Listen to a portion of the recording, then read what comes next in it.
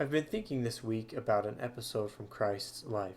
Now, it's just before the Passover. He's gone up into a mountain to teach his disciples, and this massive group of people, 5,000 people, come following him. They come supposedly to learn from him, but maybe many of them had ulterior motives. Now, one of his disciples, Andrew, Simon Peter's brother, asks him, "What are we going to do to feed all these people? We only have 5 loaves and 2 small fishes." And Christ basically says, "Don't worry about it. I'll take care of it." And so he feeds the 5,000.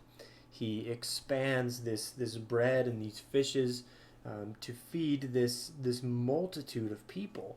And after they had gathered together, they filled 12 baskets with the fragments of the 5 barley loaves, which remained over and above unto them that had eaten. So they had just had all this bread left over. And now these people, they continued to follow, or they wanted to follow Christ, in part because he had fed them in this way.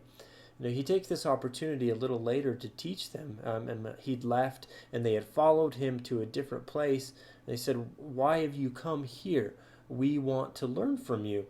And Christ perceives that they didn't really want to learn from him. He says in verse 26 of John chapter 6, "Ye seek me not because ye saw the miracles, but because ye did eat the loaves and were filled." And he tries to teach them the purpose of this. Of one thing that they could learn from this is that they need to not labor for the meat which perisheth, but for the meat that endures unto everlasting life. And so they say to him, "What shall we do that we might work the works of God?" And he tells them, "This is the work of God, that ye believe on him whom he hath sent. So believe in me." And he goes on to give them the discourse of the bread of life. He says, "I am the bread of life. Your fathers got manna in the desert. It appeared to them. But all of this was pointing to me. I'm the bread of life. I am the thing that will sustain you more than the bread that I have given you here. You'll be hungry in a few hours, but if you eat the bread of life, you will never hunger again. If you believe on me, you'll never thirst again," he says to them. Now, a lot of people, they didn't really like this because, again, they weren't following him really for his teachings. They were following him because he gave them physical sustenance. And so, a lot of people, they didn't like this. They were offended because of it. Now, that might sound familiar, that Enoch was teaching things that offended the people, and they gave up following him. But here, the same thing happens to Christ. He's teaching them, and his teachings offend them, and so they start to walk away.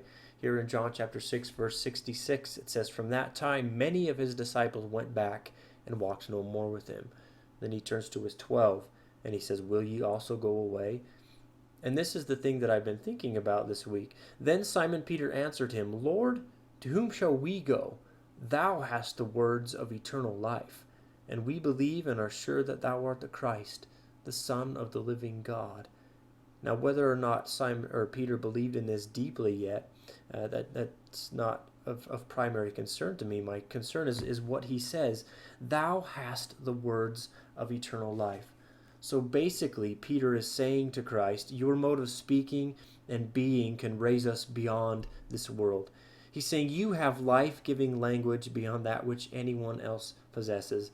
He's saying to him, you have language that can help us to experience the quality and the intensity of life that God experiences. Because that's what eternal life is. Eternal life is God's life. It's the quality, the intensity of life as God experiences it.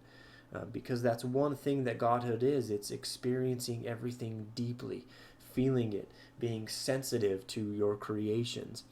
And Christ, he's sharing language, he's sharing words that would give such life to these people. But all they were focused on was the physical sustenance that he was giving them.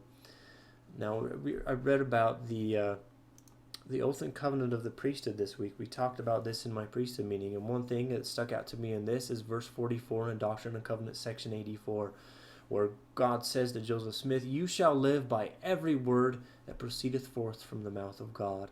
Not only is this a commandment that we shall live, we shall make it a priority to learn Christ's words and to follow them. But he's also saying this is a promise. You will live. You'll have eternal life when you hang on to the words that I give you, when you follow my language. Now, I share this week because there is great power in God's language, in the way he speaks, in his mode of speaking and his mode of being.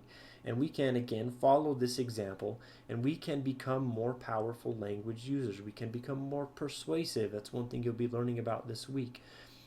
As we use language, this is how God works. He persuades things into being. That is his greatest power, is persuasion, is using his language to convince things to follow him.